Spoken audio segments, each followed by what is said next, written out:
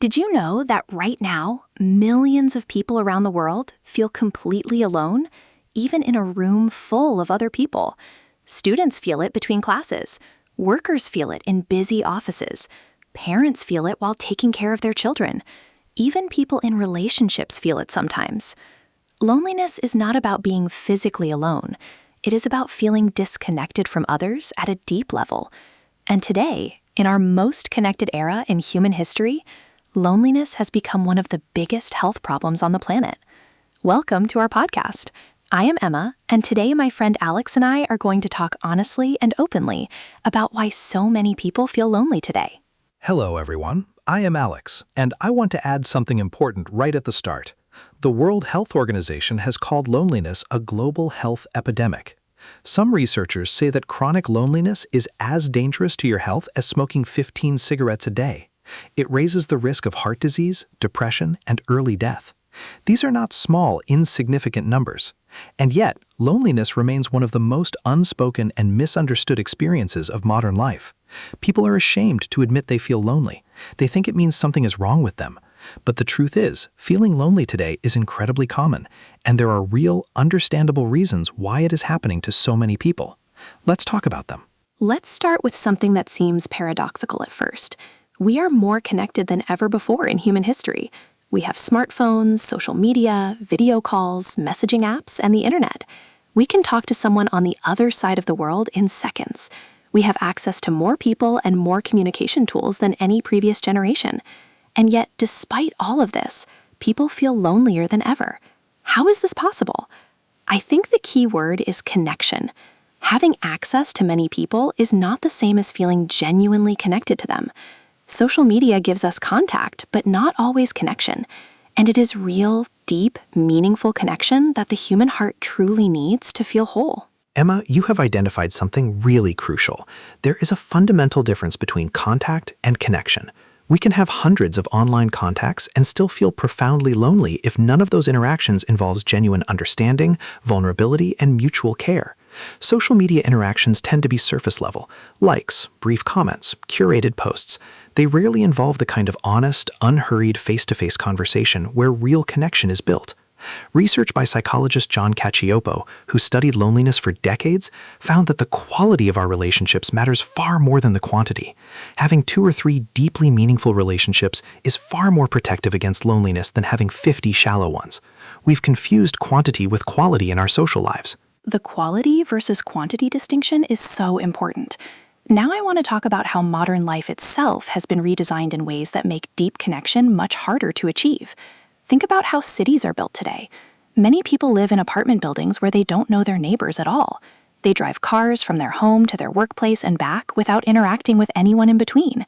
In previous generations, people had much more regular, casual contact with their neighbors, their local shopkeepers, and members of their community. These small, repeated interactions created a sense of belonging. Today, many people can go entire weeks without having a single meaningful in-person conversation. This is a dramatic change from how humans have lived throughout most of history. The architectural and urban design point is so relevant and underappreciated, Emma. The physical layout of our lives has changed in ways that reduce incidental human contact. But I think work culture also plays a massive role. Many people today work remotely or from home, which has genuine advantages in terms of flexibility and comfort. But it also removes the social dimension of work. The casual conversations by the coffee machine, the shared lunches, the small moments of human interaction that, while seemingly insignificant, actually provide a steady, important background of human connection throughout the day. When you work from home alone, you can easily go the entire day without speaking to a single person. Over time, this kind of isolation accumulates into real loneliness. Remote work loneliness is something many people experienced intensely during the pandemic, and which continues for many people today. I want to explore another dimension of this issue, the way that modern values and priorities can actually work against human connection. We live in a culture that highly values independence, productivity, and individual achievement. From a young age, people are encouraged to be self-sufficient, to not need others too much, to figure things out alone. Asking for help or admitting vulnerability is often seen as weakness. But humans are fundamentally social creatures. We evolved to live in close-knit groups where interdependence, needing and being needed by others, was the norm. Our cultural values are working Loneliness in silence is one of the most painful aspects of this whole issue. People suffer alone, thinking everyone else is managing perfectly well, when in reality, many people around them are feeling exactly the same way. I want to talk about life transitions now, because I think these are significant triggers for loneliness that many people don't anticipate. Moving to a new city for work or study, starting a new job, going through a divorce or a breakup, losing someone you love, becoming a parent for the first time, retiring from a career.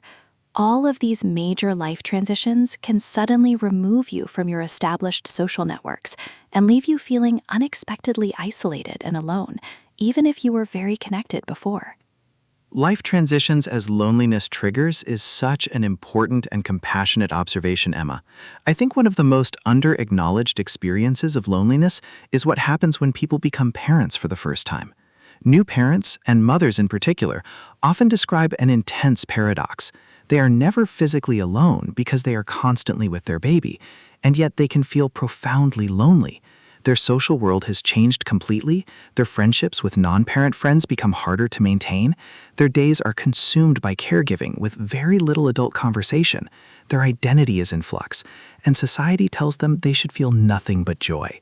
This gap between the expected experience and the actual experience creates a particular kind of invisible loneliness. The invisible loneliness of new parenthood is something many people never talk about, but many experience deeply. I want to shift our focus now to something that affects younger generations significantly: the loneliness of being surrounded by peers but not feeling truly understood or accepted by them.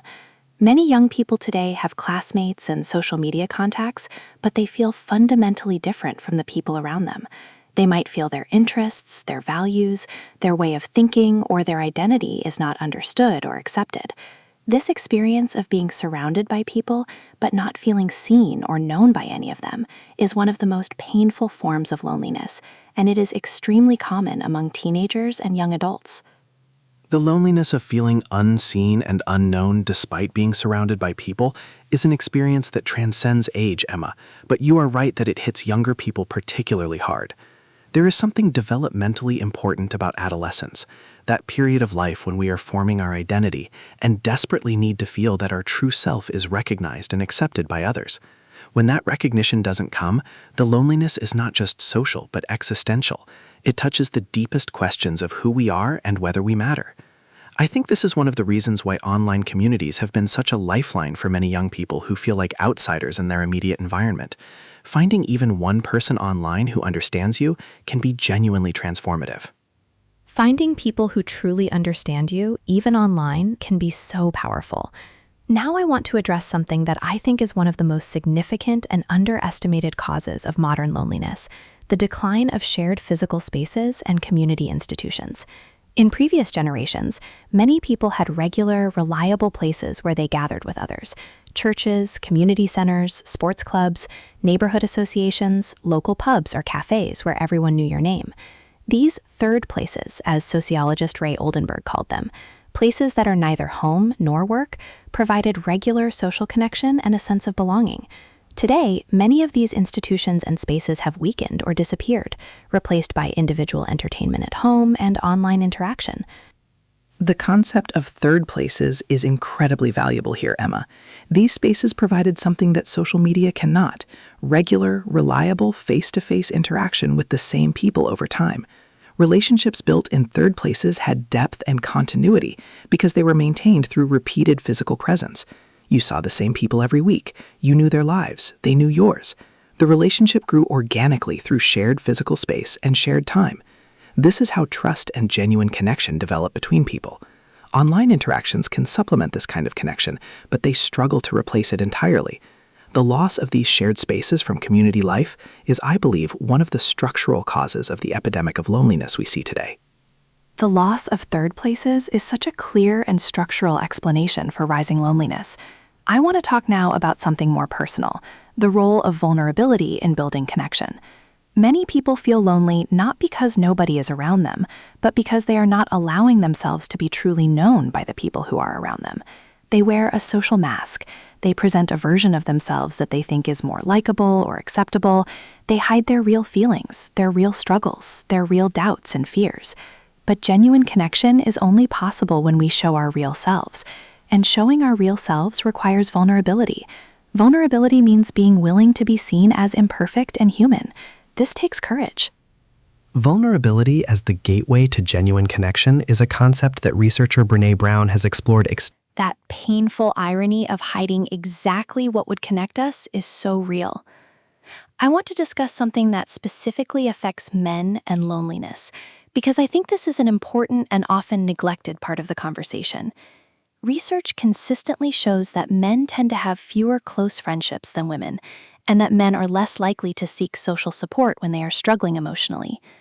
Societal expectations about masculinity, the idea that men should be strong, independent, and self-sufficient, make it harder for many men to admit loneliness, to reach out to friends, or to seek connection.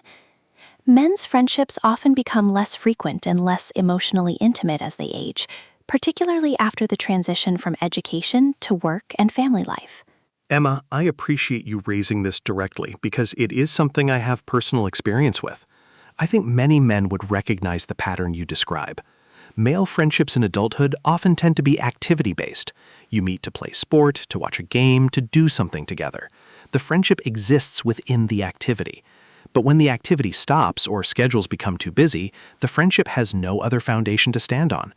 Women more typically maintain friendships through regular, emotionally honest conversation, which means the friendship can survive changes in circumstance. I am not saying one approach is better than the other, but I do think many men lack the emotional vocabulary and the cultural permission to maintain deep, honest friendships in adulthood. The difference in how men and women typically maintain friendships is so important to understand. And neither approach is wrong. It is more about awareness and adaptation. I want to explore the connection between loneliness and mental health now. These two experiences are deeply intertwined. Loneliness increases the risk of depression and anxiety, and depression and anxiety in turn increase loneliness because they make it harder to reach out, to engage socially, and to feel worthy of connection. This creates a very difficult cycle that can be hard to break without support. The shame around both loneliness and mental health struggles often means that people suffer in silence on both fronts simultaneously, each problem reinforcing the other without anyone around them realizing what is happening. The bidirectional relationship between loneliness and mental health is so important clinically and personally. I also want to address the way that past experiences of rejection and hurt can create loneliness as a kind of protective strategy. When someone has been deeply hurt in relationships through betrayal, abandonment, emotional abuse, or significant rejection, they may unconsciously begin to close themselves off from new connections. The logic is understandable. If I don't let people close, they cannot hurt me. But the consequence of this protective strategy is chronic loneliness. The walls we build to protect ourselves from pain also keep out the love and connection we need. Healing from past relational wounds is therefore often a necessary part of addressing persistent loneliness. Loneliness as self-protection is such a compassionate and insightful framework. Now I want to talk about what we can actually do about loneliness. What practical steps can people take to build more genuine connection in their lives? My first suggestion is perhaps the most important. Be honest about your loneliness. Tell someone you trust that you have been feeling isolated or disconnected. This act of honesty and vulnerability is both personally courageous and socially powerful. It may feel uncomfortable or embarrassing, but in my experience, when one person has the courage to admit loneliness, others often respond with "me too." That admission of shared experience is the first small bridge of genuine human connection. Honesty about loneliness is the beginning of ending it. Starting with honest admission is so right, Emma. I also think it is important to distinguish between being proactive and waiting for connection to come to you. Many lonely people passively wait for someone else to initiate, to invite them, to call them, to reach out. But if everyone is waiting, nobody is calling. I think the most effective step anyone can take is to be the person who initiates. Reach out first, send the message, suggest the plan, invite someone to coffee. Yes, there is vulnerability in initiating because you might be declined, but the alternative, waiting passively while hoping someone else takes the first step, almost guarantees continued loneliness. Be the person who reaches out. It takes courage, but it genuinely works. Being the one who initiates is such important and practical advice. My next suggestion is about investing in existing relationships before looking for new ones. Many lonely people already have people in their lives who care about them, but those relationships have become shallow or infrequent because nobody has invested time and genuine effort into deepening them. Instead of searching for new friends, try reaching out to someone you already know and having a real, honest, unhurried conversation with them. Ask meaningful questions. Share something real about yourself. Give your full attention. You might be surprised how quickly a relatively surface-level acquaintance can become a genuinely meaningful connection when both people bring honesty and real presence to the conversation. Deepening existing relationships before seeking new ones is really practical and achievable advice, Emma. I also want to recommend finding a regular community activity to participate in. It could be a sports team, a book club, a language class, a volunteer group, a dance class. Regular community activities are such a healthy and natural way to build new connections over time. I want to also mention the importance of being a good friend to others as a strategy for addressing your own loneliness. When we focus entirely on our own need for connection, we can become quite self-absorbed in social situations, constantly evaluating whether we are being liked, whether the other person is interesting enough, whether this will become a friendship. But when we shift our focus to genuine curiosity about others, to listening well, to being warm and helpful and encouraging, something beautiful happens. Other people feel good around us, they want to spend time with us, and our own loneliness decreases as a natural consequence of giving connection rather than just seeking it. Shifting from seeking connection to giving it is such a counterintuitive but genuinely effective approach. When you focus outward on the other person's needs, interests, and feelings, the social anxiety that often accompanies loneliness tends to quieten. You become less self-conscious because your attention is elsewhere, and the genuine interest and warmth you bring to others creates exactly the kind of connection you have been seeking. I also want to suggest that people consider seeking professional support if loneliness has become chronic and is significantly affecting their well-being and daily life.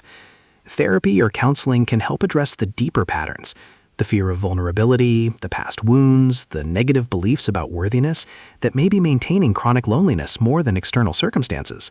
Seeking professional support when loneliness becomes chronic is so important to mention without stigma. I want to talk about one more specific cause of loneliness that I think affects a lot of people, the experience of grief. When we lose someone we love, through death, through a relationship ending, through a friendship fading, we lose not just the person, but the particular world of shared history, understanding, and belonging that existed between us. No new relationship can immediately replace that specific, irreplaceable connection. This kind of grief-based loneliness is real, deep, and should be honored rather than rushed through. People sometimes feel very lonely in grief, not because nobody cares, but because nobody else knew the person they lost in the same way. Grief and loneliness are so deeply intertwined, and you are right that this particular kind of loneliness deserves its own acknowledgement. The loss of a significant relationship, whether through death, divorce, or estrangement, is not just the loss of a person, it is the loss of a witness to your life. Someone who knew your history, who remembered your shared experiences, who understood the references and the jokes and the stories. Finding a new person who knows all of that takes years, and in the meantime, there is a particular loneliness that comes from not having that witness. I think this is one of the reasons why grief support groups can be so powerful. They bring together people who, while they have lost different people, understand the specific quality of loss. Grief support communities as a response to that particular kind of loneliness is such a compassionate and practical suggestion. As we start to move toward the end of our conversation today, I want to reflect on something hopeful.